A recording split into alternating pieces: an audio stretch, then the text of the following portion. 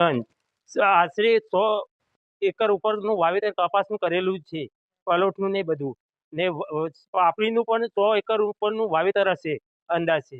એમાં એના જેમ પણ મરચાં, કારેલા, ટમાટા, રીંગણ, ફુલેવર, દૂધી બધું શાકભાજી વાવેલી છે. અને અવિરત 72 કલાકથી એક ધારો વરસાદ હોવા છતાં પાણી ભરાઈ રહેલાના કારણે ખેતી બધી આડી પડી ગયેલી છે. તો સરકારશ્રીને વિનંતી છે કે ખેડૂતો અને મજૂરિયા વર્ગ સામે જોવે ને તેને સારું વળતર મળે એ પ્રમાણે પેલું કરે, ને કે ખેડૂતોને દવા પીવાનો વારો આવશે. સાબરકાંઠા જિલ્લાનો વડાલી તાલુકો જે વેજીટેબલ સિટી તરીકે ઓળખાય છે, તેમજ અહીં વડાલી તાલુકામાં મોટા પાયે ખેડૂતો શાકભાજીનું વાવેતર કરે છે.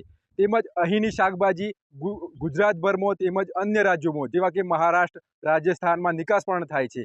અહીં મોટા પાયે ખેડૂતો શાકભાજી વાવે છે, પણ છેલ્લા 72 કલાકમાં એકધારા અને અવિરત વરસાદને કારણે અને ત્યારબાદ થયેલા વાવાઝોડાને કારણે અહીંના શાકભાજી પાકોને ખૂબ જ બહોળા પ્રમાણમાં નુકસાન થયું છે. તેમાં વાલોળ પાપડી, મરચાં, કારેલા, રીંગણ, દૂધી વગેરે પાકના માંડવા તૂટી અને ભાગી ગયા છે, જેના કારણે ઉત્પાદન હાલ શૂન્ય પ્રમાણમાં છે. ખેડૂતોની આર્થિક પરિસ્થિતિ ખૂબ જ કફોડી બની છે. તેમજ અહીં જે ઉત્પાદન થતું હતું, ભાગિયા મજૂર તેમજ ખેડૂતોને જે આવક અને ઉત્પાદન થતી હતી, હાલ શૂન્ય અને નહિવત જેવી થઈ ગઈ છે અને ખેડૂતોની પરિસ્થિતિ ખૂબ જ કફોડી બની છે. એટલે સરકારશ્રીને નમ્ર વિનંતી છે કે અહીંના વડાલી તાલુકાના આ ખેતી પાકોનું સર્વે કરાવી અને તાત્કાલિક ધોરણે યોગ્ય વળતર આપે એવી મારી સરકારશ્રીને નમ્ર અરજ છે. વડાલી તાલુકો કેસરગંજ ગામ, એમાં દરેક આ ગામ છે ને શાકભાજી પર નિર્ભર હતું. દર વર્ષે અમે વાલોળ, મરચાં, રીંગણ, ટામેટાં, ફુલેવર બધી જ શાકભાજી વાવતા અને આ વર્ષે પણ એ રીતે દરેક શાકભાજી વાવેલી છે.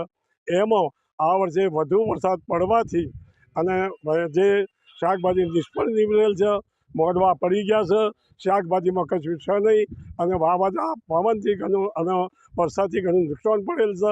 અને એ નુકસાનના સાથે સાથે કપાસ અને પ્લોટ પર નિર્ભર હતા, એ બી વધુ પવનથી એ હોથ વળી ગયેલો છે. એટલે આ વર્ષે અમે ખેડૂતો બિલકુલ નાશેપાત થઈ ગયેલા છીએ અને સરકારશ્રીની જે લીધેલી લોનો અમે ભરપાઈ કરી શકીએ એવી અમારી પોઝિશન નથી.